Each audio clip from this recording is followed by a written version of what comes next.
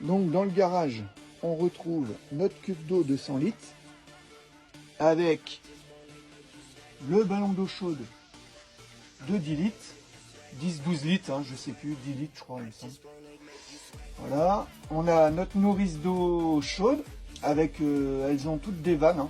J'ai mis des vannes partout, comme ça on peut condamner si toutefois il y a une fuite ou quoi.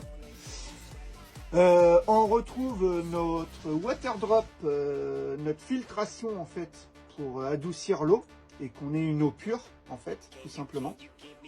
Ensuite on a une petite vanne d'arrêt ici pour purger tout le système. Ensuite on a notre petit ballon tampon en fait, qui fait qu'on n'ait pas de coup de bélier dans quand on tire de l'eau, tout simplement.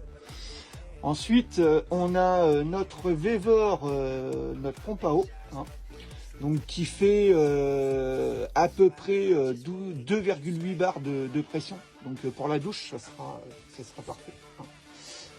On a un pré-filtre ici pour la boue. Et ensuite, je vais remettre un autre pré-filtre ici pour l'arrivée en fait, l'arrivée d'eau.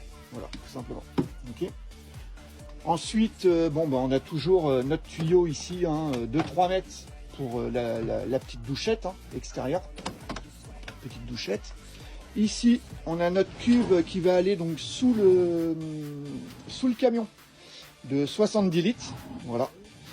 Pour les eaux grises. Donc voilà, pour reprendre tout ce qui va être cuisine, douche et vase d'expansion du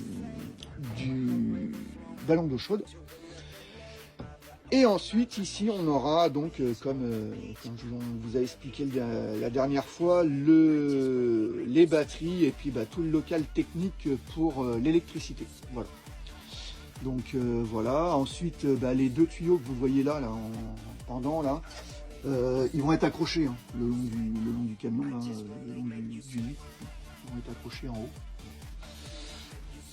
Voilà.